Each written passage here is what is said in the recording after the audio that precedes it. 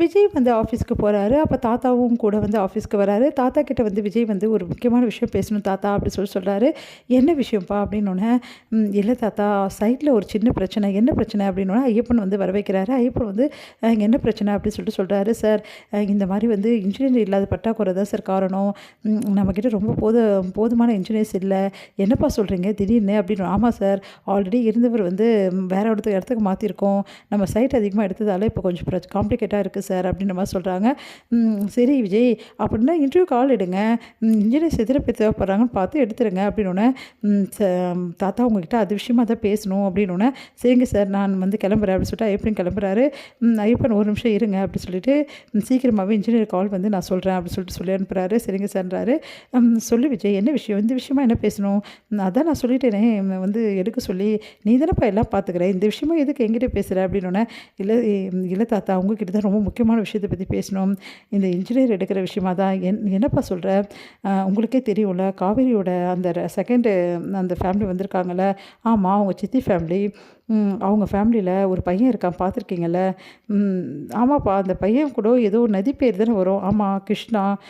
அந்த பையன் தான் ரொம்ப ரூட்டாக பேசுகிறானே, அந்த பையன் ஆளே சரியில்லைப்பா அப்படின்னோடனே, தாத்தா அது வந்து தாத்தா அந்த பையனை வேணால் நம்ம இந்த சைட்டில் விசிட்க்கு வந்து எடுத்துக்கலாமா நம்மளோட கம்பெனிக்கு ஒர்க்கரா அப்படின்னோடனே, என்னப்பா சொல்கிற?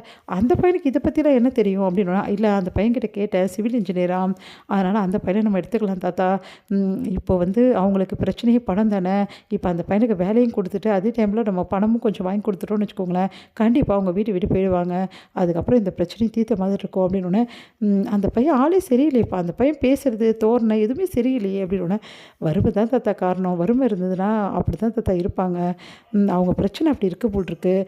இந்த பிரச்சனையை வந்து தீர்க்கணுன்னா இதுதான் தாத்தா ஒரே வழி. ப்ளீஸ் தாத்தா நம்ம போடலாம், அந்த பையன் சரி இருந்தால் பார்ப்போம், இல்லைன்னா அமுச்சுடுவோம் தாத்தா வேலையை விட்டு, ஒன்றும் ப்ராப்ளம் இருக்காது அப்படின்னோடனே, இந்த விஷயத்துக்கு முதல்ல காவேரியோட குடும்பம் சம்மதிக்கணும்ல, காவேரி கிட்ட இதை பற்றி பேசுப்பா அப்படின்னோடனே, சரிங்க தாத்தா உங்களுக்கு எந்த பிரச்சனையும் இல்லைல்ல, வீட்டில் பிரச்சனை தீர்ந்தால் போதும்னு இருக்கு விஜய் எனக்கு, அந்த பிரச்சனை தீர்ந்தால் எனக்கு ஒன்றும் பிரச்சனை இல்லை, ஒன்று தேங்க்ஸ் தாத்தா அப்படின்றாரு. இந்த விஷயத்த காவேரி கிட்ட போய்த்து விஜய் வந்து சொல்கிறாரு. அதை கேட்ட காவேரி செம்ம டென்ஷன் ஆகிறாங்க. அதெல்லாம் முடியவே முடியாதுங்க, அந்த பையனெல்லாம் சேர்க்கவே முடியாது, அவன்லாம் ஒரு ஆளுன்னு சொல்லிட்டு நீங்கள் சேர்க்க பார்க்குறீங்க. பார் காவேரி, இப்போ நம்மளுக்கு பிரச்சனை முடியணும், அதுதான் ரொம்ப இம்பார்ட்டன்ட். அந்த பையன் வேலையில் சரியில்லைன்னா நான் வேலையை விட்டு அனுப்பிச்சிடுறேன், ப்ளீஸ் காவேரி அப்படின்னோடனே, என்னமோ பண்ணுங்க அப்படி சொல்லிட்டு போகிறாங்க. இங்கே வந்து விஜய் என்ன பண்ணுறாரு, அவங்க வந்து முத்துமலர் ஃபேமிலியை கூப்பிட்றாரு.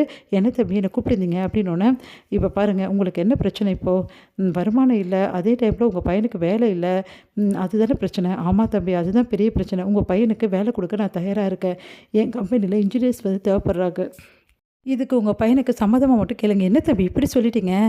கண்டிப்பாக சம்மதிப்பான் தம்பி அப்படின்றாங்க. கிருஷ்ணாவை கூப்பிட்டு வந்து கேட்குறாங்க. கிருஷ்ணா பார்த்தல அப்படின்னு எல்லாம் கேட்டேன், அவர் கம்பெனிலலாம் நான் போக மாட்டேன். என்ன கிருஷ்ணா நீ தேவையில்லாமல் பேசிகிட்டு இருக்க?